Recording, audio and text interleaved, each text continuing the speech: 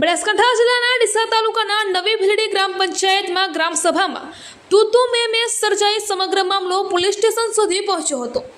તલાટીએ પંચાયત ખંડમાં નાગરિકોને જાહેરમાં કહ્યું પટ્ટાવાળાને કહી તલાટી ચેમ્બરનો દરવાજો બંધ કરાવ્યો હતો। ડીસા તાલુકાના નવી ભીલડી ગ્રામ પંચાયત ખાતે સરપંચ કે માળીના અધ્યક્ષસ્થાને શુક્રવારના બપોરે 2 વાગે પંચાયત ખંડમાં ગ્રામસભા યોજાઈ હતી, જેમાં સભામાં પંચાયત સભ્યો અને ગ્રામજનો દ્વારા ગત ગ્રામસભામાં થયેલા કામગીરી બાબતે ઠરાવ માંગતા અને ખાનગી વ્યક્તિ દ્વારા વિડીયો શૂટિંગ ઉતારવાનું ચાલુ કરતા હોબાળો થયો હતો અને તલાટી મંત્રી પોતાની ચેમ્બરમાં જતા રહ્યા હતા। ગ્રામસભામાં મોટી સંખ્યામાં હાજરી આપી હતી।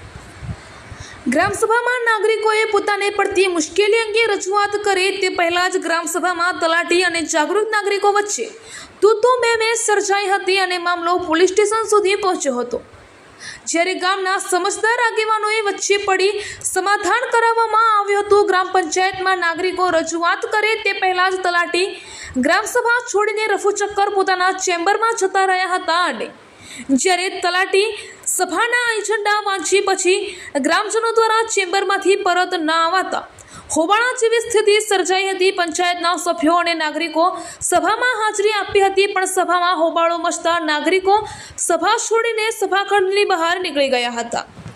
અહેવાલ રમેશભાઈ ચાવડા, ડીસા ભીલડી।